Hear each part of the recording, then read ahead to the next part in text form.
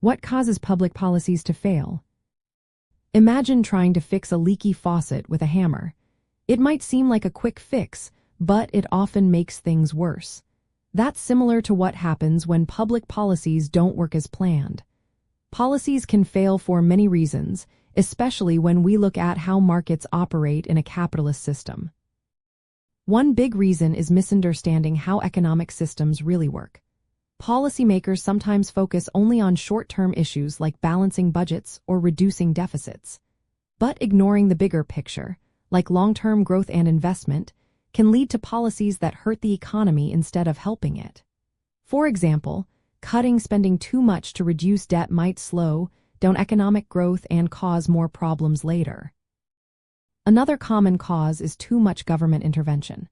When governments try to control too many parts of the economy, they can distort how markets naturally work. Overregulation or favoritism toward certain companies can reduce competition and innovation. If a government gives subsidies to certain industries without encouraging efficiency or innovation, it can create a bubble that eventually bursts. This often leads to wasted resources and less overall growth. Poor design and implementation of policies also play a big role. Sometimes policies are created without enough planning or understanding of the real issues. When politicians push for quick wins to please voters, they might rush policies that aren't well thought out. Bureaucracies can slow down progress too, with layers of red tape that delay or dilute the original intent. For example, government bailouts might protect failing industries temporarily but don't fix the underlying problems, leading to repeated failures.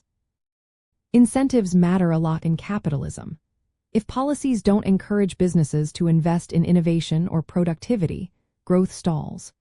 When companies focus only on short-term profits like stock buybacks instead of investing in new products or infrastructure, the economy misses out on future opportunities. Policies that don't align with the goal of fostering long-term investment can weaken economic progress. Markets sometimes fail to deliver because of externalities, public goods, or information gaps.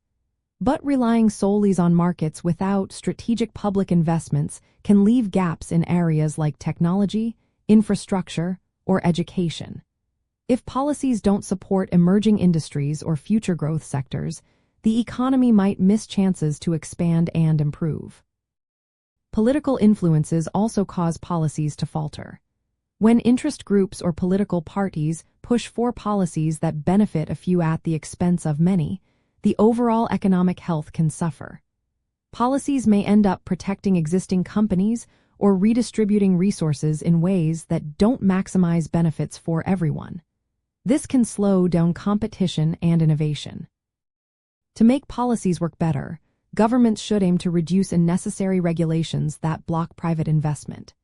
Investing in infrastructure, research, and new technologies can create opportunities for businesses to grow.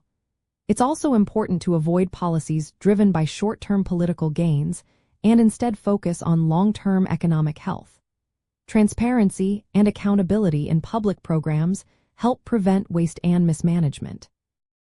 In a capitalist system, effective public policies support the natural functioning of markets. They do this by protecting property rights, maintaining the rule of law, and keeping the economy stable. When governments strike the right balance, correcting genuine market failures without overreach, they help create an environment where businesses can thrive and innovate.